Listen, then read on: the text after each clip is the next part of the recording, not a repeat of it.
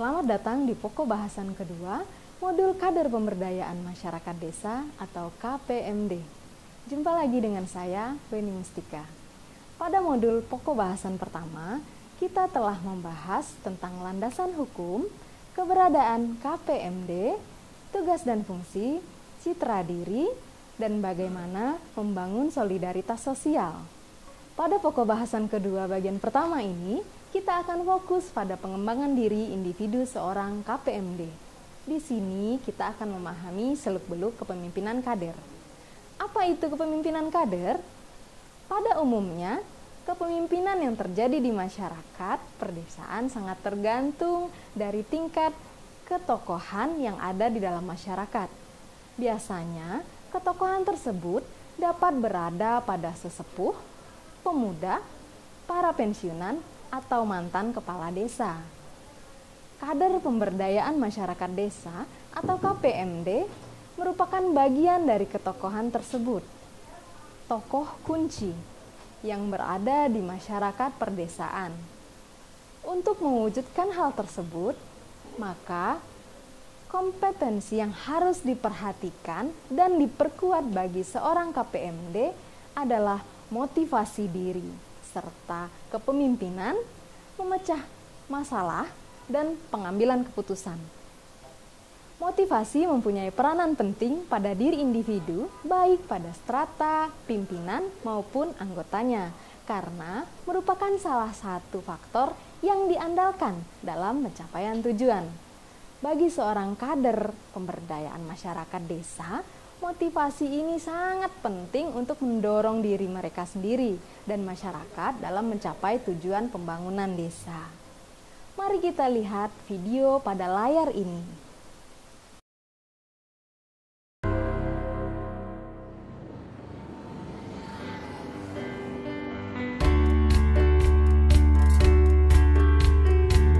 Semangat literasi di Desa Negeri Batu Merah, Kecamatan Silimau, Ambon semakin membara sejak dihidupkannya kembali Perpustakaan Hatu Kau pada 2017. Adalah Arita Muklisa yang berinisiatif membenahi perpustakaan yang sudah ada sejak tahun 2003 ini. Dengan dorongan pemerintah desa, dia kemudian mengajak sejumlah relawan untuk membuat komunitas belajar. Tidak berhenti sampai di situ, berbagai program kreatif dijalankan oleh Perpustakaan Hatu Kau. Salah satunya, digitalisasi UMKM yang berangkat dari pemikiran mensinergikan potensi desa dengan literasi. Kami melihat potensi di Desa Batu Merah ini adalah pelaku UMKM, pelaku usaha mikro yang sangat banyak. Kami mendigitalisasi mereka, membuka pasar online, mencari pasar buat mereka, memberikan pembinaan, lalu kemudian memfasilitasi mereka dengan bantuan alat produksi dan pembiayaan modal. Ya tentunya juga diakomodir oleh bantuan dari dana desa dan akhirnya sekarang mereka berdaya, sejahtera, punya penghasilan omset yang berkali-kali lipat dari sebelum mereka belajar di perpustakaan. Meski terletak di pojok ruang serbaguna kantor desa, Perpustakaan Hatu Kau telah menjadi katalis bagi pemberdayaan warga. Orang dewasa dan anak-anak bisa membaca lebih dari 2.000 koleksi buku. Hal ini sejalan dengan salah satu fungsi dana desa untuk membangun taman bacaan atau perpustakaan demi peningkatan literasi. Selain itu, pelaku usaha di desa dapat memanfaatkan perpustakaan untuk mengembangkan usahanya melalui berbagai program pembinaan dan kegiatan kreatif.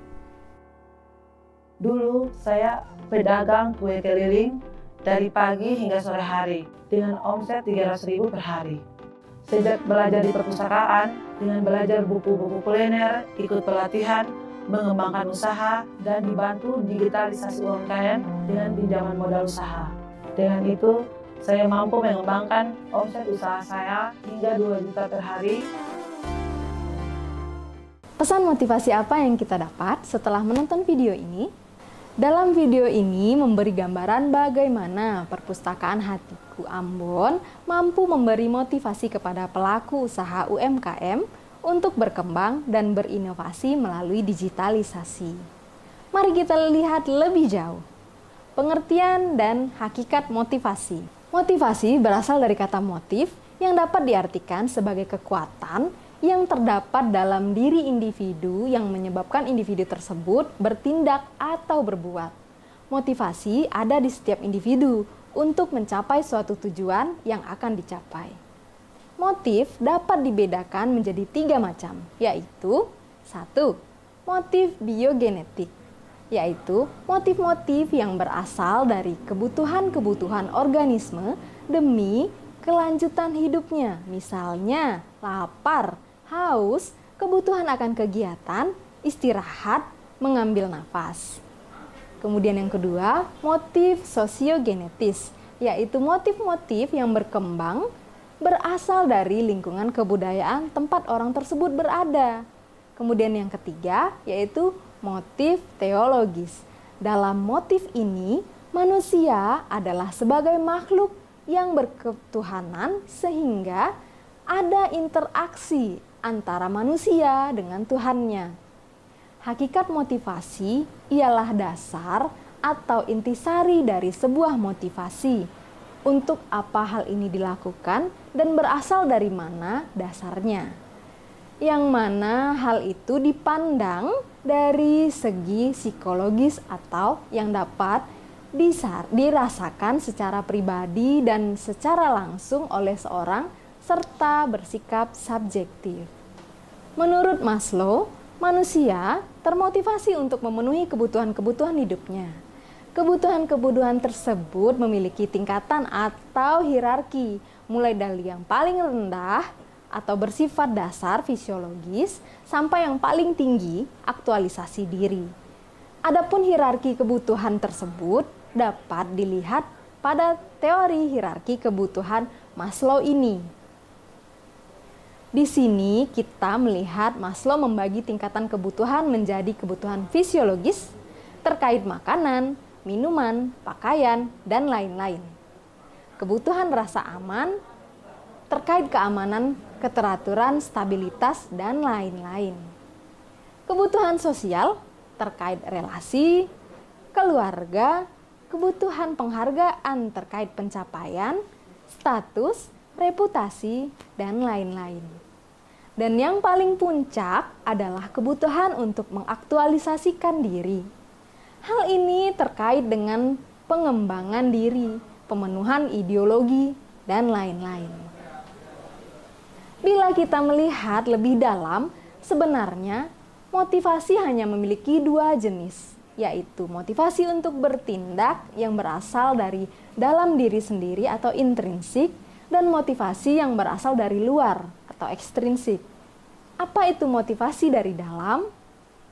Yaitu motivasi yang merupakan motivasi terbentuk dalam diri saat melakukan sesuatu tanpa adanya penghargaan dari lingkungan.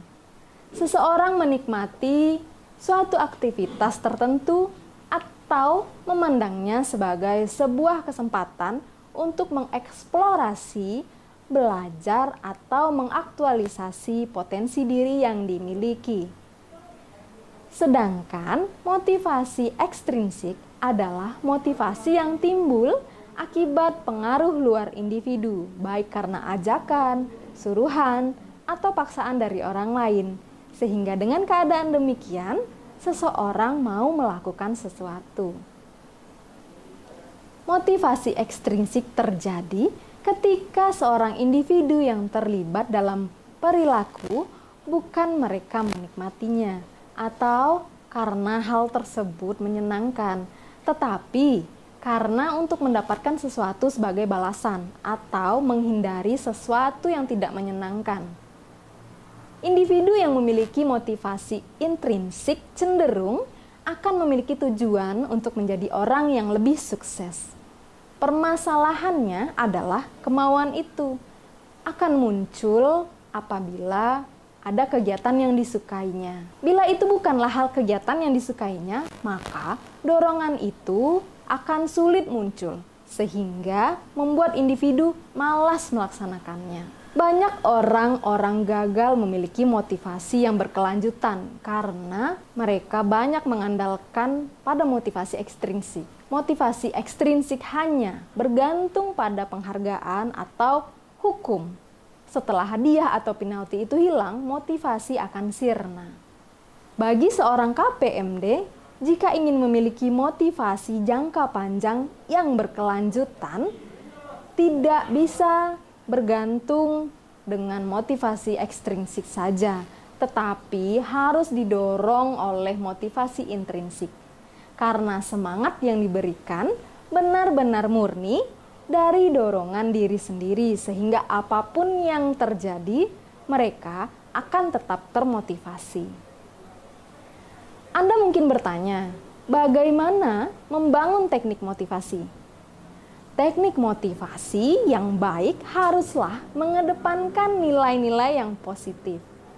Oleh karena itu, setiap kader perlu memahami hakikat motivasi. Faktor-faktor yang berpengaruh dalam motivasi, teknik motivasi, dan tak kalah penting mengenali karakteristik kelompok individu yang perlu dimotivasi. Ada beberapa teknik motivasi seperti terlihat pada tabel berikut. Teknik ajakan, yaitu mengajak kelompok target agar memahami atau mau menjadi seperti yang diharapkan. Teknik rangsangan, yaitu menjelaskan atau merangsang kelompok target stimulasi dengan imbalan, hadiah, atau penghargaan dengan cara perlombaan atau derma harapan. Teknik sanksi atau paksaan, yaitu menjelaskan dan menekan akhir atau sanksi sosial yang akan dialami oleh kelompok target. 4. Teknik tempat strategis, yaitu menentukan dan memilih tempat strategis seperti pasar, warung, perkumpulan PKK, dan lain-lain. Teknik anjang sana, yaitu mengunjungi rumah kelompok sasaran untuk menjelaskan, mendiskusikan dengan target, melaksanakan tanya jawab, atau mengenai materi yang ingin diberikan. Teknik undangan, yaitu mengundang kelompok target ke suatu tempat dengan memilih daerah yang mudah dijangkau seperti balai desa, gedung sekolah, lapangan, masjid, dan lain-lain. Teknik penerapan media, yaitu menggunakan media tertulis, buletin, poster, maupun media-media lain. Mari kita lihat ilustrasi tokoh pemuda desa sukses dari Kampar Riau ini.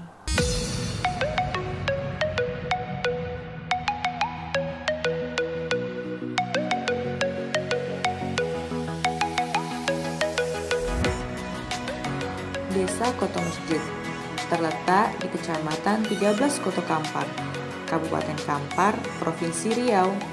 Dari Pekanbaru, butuh waktu sekitar 2 jam untuk sampai ke desa ini. Desa Koto Masjid awalnya merupakan relokasi dari kawasan yang sekarang menjadi PLTA Koto Panjang.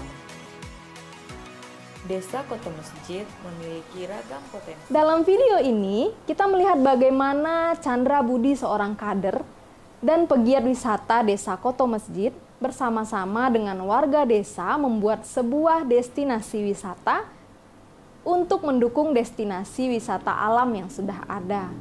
Chandra Budi memprakarsai kegiatan FGD atau diskusi kelompok terarah dengan pendamping desa, tokoh masyarakat, dan pemerintah desa untuk membahas wisata edukasi.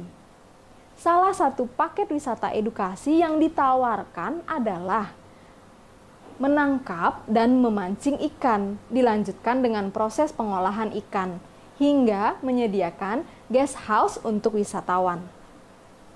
Chandra mengajak tokoh-tokoh masyarakat untuk mengadakan pertemuan mingguan dan bulanan dengan warga desa untuk membahas hal-hal terkait pelayanan tamu, seperti cara melayani tamu, produk yang diminta oleh tamu, jumlah dan asal tamu yang akan datang. Video ini menggambarkan bagaimana seorang kader dapat memotivasi masyarakat desa untuk membangun sesuatu yang bermanfaat bagi warga sekitar.